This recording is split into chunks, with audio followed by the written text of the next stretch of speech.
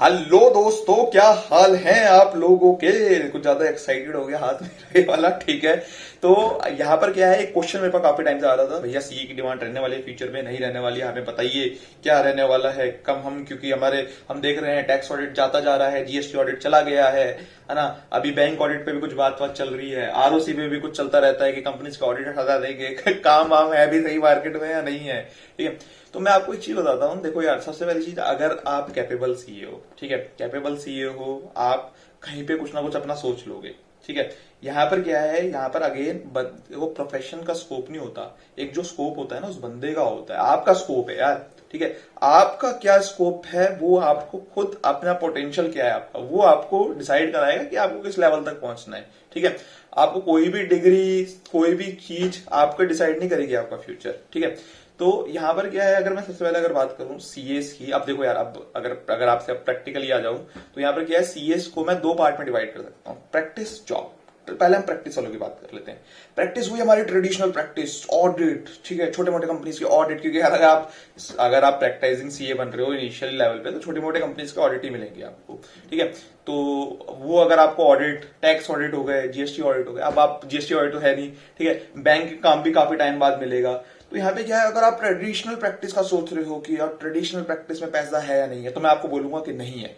साहब को ब्लंटली आपको बोल रहा हूं कि जो लोग मैंने अभी तक देखा है, अगर 100 लोगों में से जो प्रैक्टिस के अंदर आए हैं, कुछ चुनिंदा ही प्रैक्टिस में बचे हैं, बाकी सारे के सारे शिफ्ट कर गए जॉब के अंदर वापस से। मैंने ऑनेस्टली आपको ये चीज बता रहा हूं, मैं आपको सच्चाई बता रहा हूं इस वक्त, क्योंकि मार्केट के अंदर एक प्रैक्टाइजिंग सी है, मैं हूं।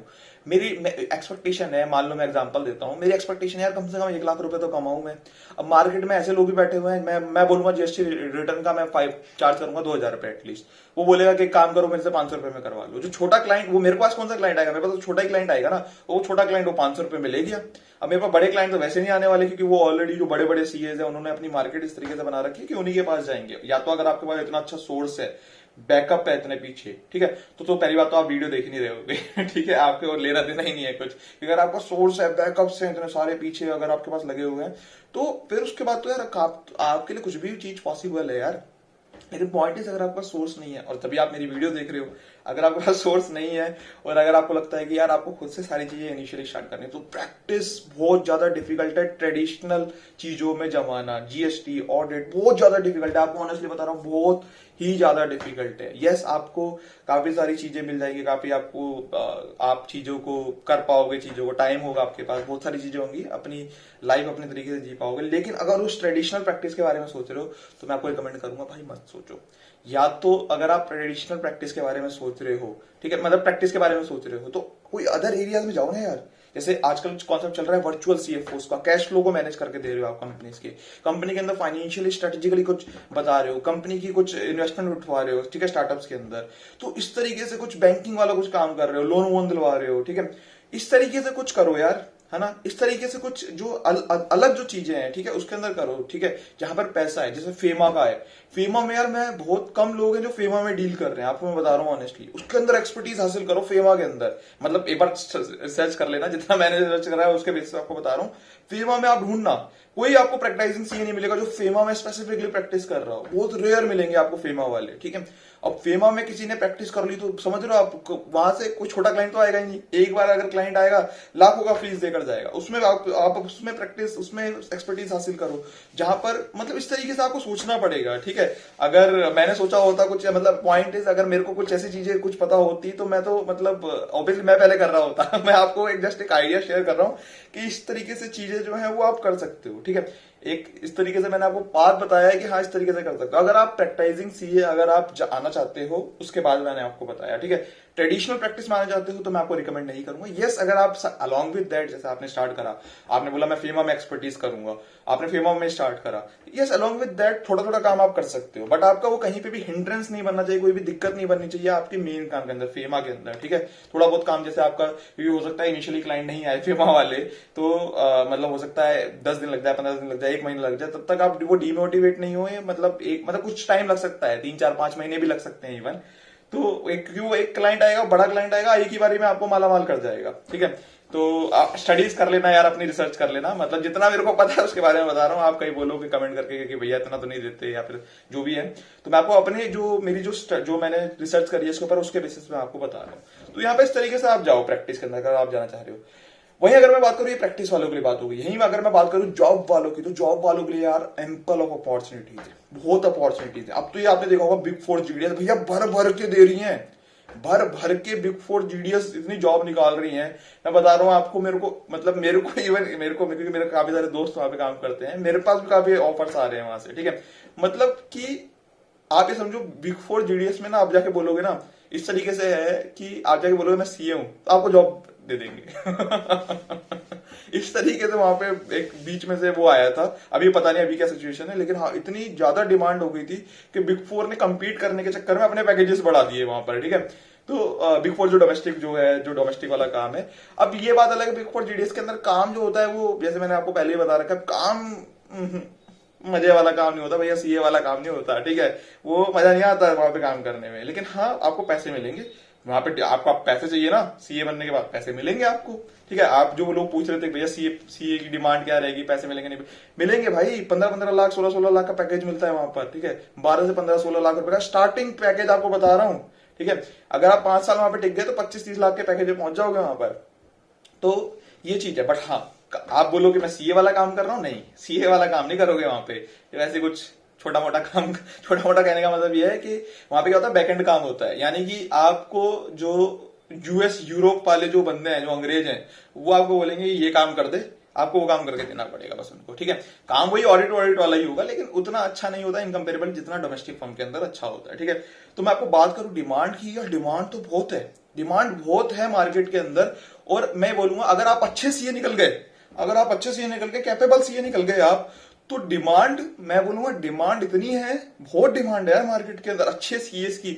एक तो पता क्या होता है सीएस को ना, मैंने जो आजकल मैं आप एक बार देखना आप प्रैक्टिकली, मैंने सीएस के अंदर 100 सीए से अगर मैं बात करता हूं ना, मेरे बहुत सीएस मिलता हूं मैं, मतलब मैं काफी सीए से मिलता हूं ऑन डेली बेसिस। तो मुझे पता है कि मतलब अगर मैं 100 सीए से अगर मैं बात कर रहा हूं, तो उसमें से 90 जो होंगे वो पता कैसे होंगे, उनको सिर्फ थियोरेटिकली पता होगा।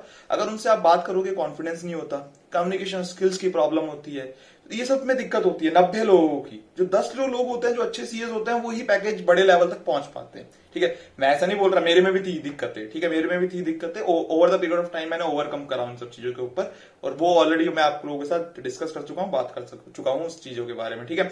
अब यहां पर क्या है, अगर आप उन सब चीजों के ऊपर काम करते हो तो आपकी डिमांड इतनी है मार्केट के अंदर, बहुत डिमांड है यार। आप मतलब आप वही है, आप एनालाइज करोगे कहां जाऊं मैं। तो आप जो लोग बोल रहे हैं कि सीएस की डिमांड नहीं है, तो ऐसा कुछ नहीं है, सीएस की डिमांड है।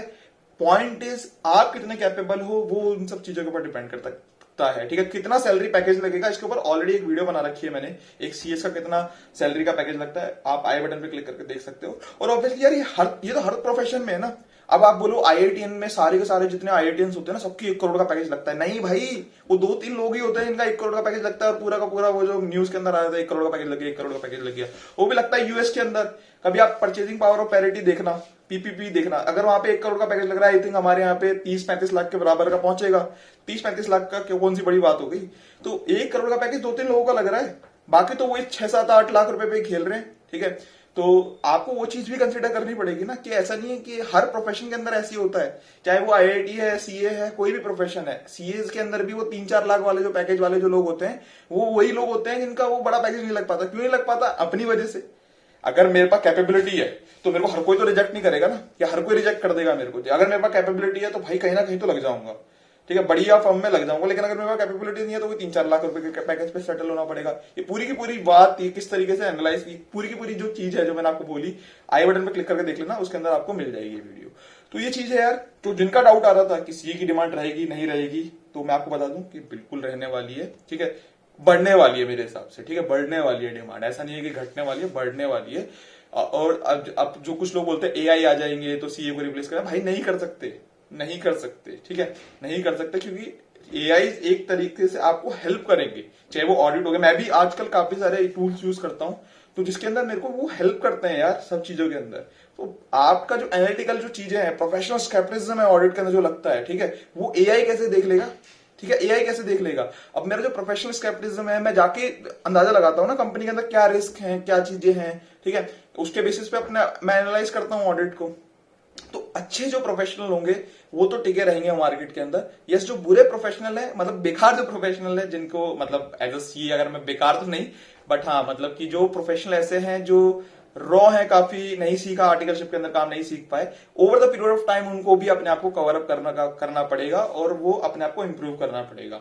तो सीएस की डिमांड है। आप किसी भी सीएस को, अच्छा एक चीज और, एक किसी भी सीए को आप 5 साल पुराने सीए को देखना, वो ना भूखा नहीं मरता हुआ आपको दिखेगा कि यार जॉब ढूंढ रहा है, इधर से उधर मतलब घूम रहा है, ठीक है, जॉब दे दो जॉब दे दो। कोई नहीं होगा ऐसा सीए, कोई भी सीए ऐसा होगा ही नहीं, क्योंकि वो 5 साल के अंदर इनिशियली एज अ फ्रेशर हो सकता है आपको सीए दिखे कि एक दो इधर उधर मांगते हुए कि भैया जॉब दे दो, लिंक्डइन पे प्रोफाइल पर डाल रहे हैं कि मेरे को जॉब नहीं मिली, ठीक है, कोई दिक्कत नहीं है, एक आधा होता है, ठीक है, कोई दिक्कत नहीं है उसके अंदर।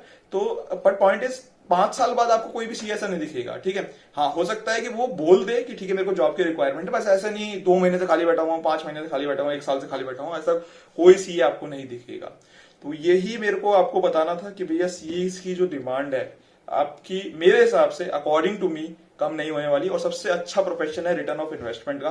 काफी अपॉर्चुनिटीज हैं एक सीए के सिलेबस के अंदर। सिर्फ हमें वही पुराना जो ऑडिट, टैक्सेशन, ये सारी चीजें नहीं देखनी, हमें भी ये चीज सोचनी कि किस तरीके से हम बड़े से बड़े स्टार्टअप कर सकते हैं, है ना। हमें भी एक के साथ एक हाथ पकड़ के सीए। एक तो सबसे बड़ी जो दिक्कत है ना, आपको मैं एक चीज और बता देता हूँ, चलो तो सबसे बड़ी जो दिक्कत है सीएस कम्युनिटी के अंदर, सपोर्ट नहीं करते एक दूसरे को, है ना। आप किसी को ना, एक कोई भी सीएस देखना, दोनों एक दूसरे को ना ऐसे देखेंगे कंपटीशन की तरह। आप बाकी कम्युनिटी को उठा के देखो, आप लॉयर्स को उठा के देखो, आप आईआईटीएंस को उठा के देखो, उनके जो सीनियर्स होते हैं ना, सपोर्ट करते हैं, है ना, हर चीज के अंदर सपोर्ट करते हैं कि भैया किस तरीके से इसको उठा के ऊपर लाया जा सके। लेकिन सीए कम्युनिटी के अंदर सबसे बड़ी डेफिशिएंसी ये है कि कोई भी एक दूसरे को सपोर्ट नहीं करना चाहता, ठीक है। टांग पकड़ के खींचते हैं, चल भैया तू चल, ठीक है, मेरे से ऊपर कैसे जा रहा है, तू नीचे आ, ठीक है, नीचे आ तू। तो ये मैंने बहुत ज्यादा देखा है। अब ये मेरी ऑब्जर्वेशन हो सकती है, हो सकता है मैं गलत हूँ, जस्ट ये मेरी ऑब्जर्वेशन है। सारी चीजें जो मैंने बोली सारी की सारी मेरी ऑब्जर्वेशन है, कहीं पे भी मैं गलत हो सकता हूँ, ठीक है। तो ये जस्ट मेरा व्यू है। और बाकी यार यही चीजें थी जो आप लोगों को बतानी थी। एक थोड़ा सा अब मैं अपने कोर्स के बारे में प्रमोट कर देता हूँ, और मेरे स्टार्टअप को सपोर्ट कर दो जाकर, कि मैंने कोर्स लॉन्च करे हैं प्रैक्टिकल बेसिस के ऊपर, जो भी प्रैक्टिकल ज्ञान है, ठीक है। अगर आपको किसी बड़ी फर्म के अंदर, ऑर्गेनाइजेशन के अंदर सेलेक्ट होना है, जॉब पानी वानी है, जॉब लेनी है, तो मेरा कोर्स है ना, प्रैक्टिकल स्टैट के ऊपर, इंटरनल के ऊपर, इंग्लिश में भी है, हिंदी के अंदर भी है, तो आप जाके वो चेकआउट कर सकते हो। अकाउंट्स का बादशाह है, जिसके अंदर मैंने अकाउंटिंग रिलेटेड चीजों के बारे में बता रखा है, वो भी जाके आप चेकआउट कर सकते हो। एक्सेल का चैंपियन है, जिसके अंदर मैंने एक्सेल से रिलेटेड चीजों के बारे में बता रखा है, तो वो भी जाके आप देख सकते हो। बाकी इस वीडियो के लिए बस इतना ही, मिलते हैं नेक्स्ट वीडियो में। Thank you so much.